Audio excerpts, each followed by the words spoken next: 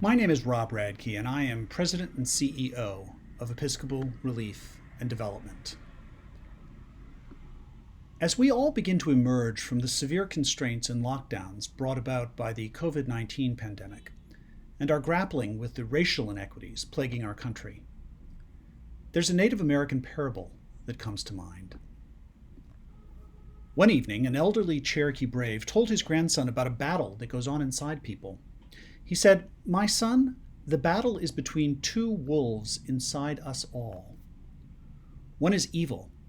It is anger, envy, jealousy, sorrow, regret, greed, arrogance, self-pity, guilt, resentment, inferiority, lies, false pride, superiority, and ego. The other is good. It is joy, peace, love, hope, serenity, humility, kindness, benevolence, empathy, generosity, truth, compassion, and faith."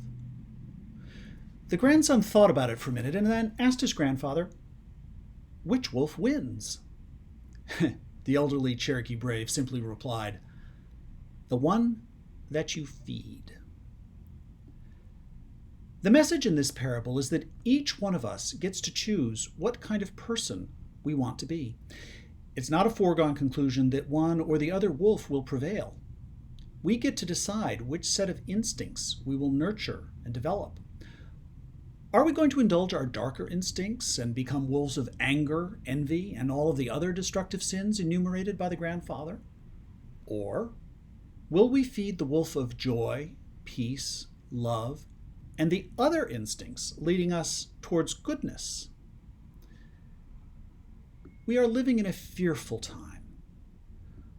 We are making tentative steps to emerge from the strict constraints of self-quarantine and lockdown. Many of us have been cooped up at home for much too long. Racial injustice is as deeply and painfully present as it has ever been. Speaking for myself, I know that I've been trying very hard not to feed the wolf of anger, sorrow, regret, and self-pity, just to name a few of my vices.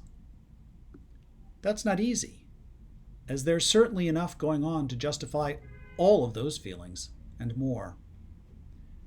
However, despite the fear and anger, I'm going to try to focus on feeding a few of the virtues that the grandfather enumerates, like hope, serenity, kindness, empathy, and generosity. Which wolf will you feed?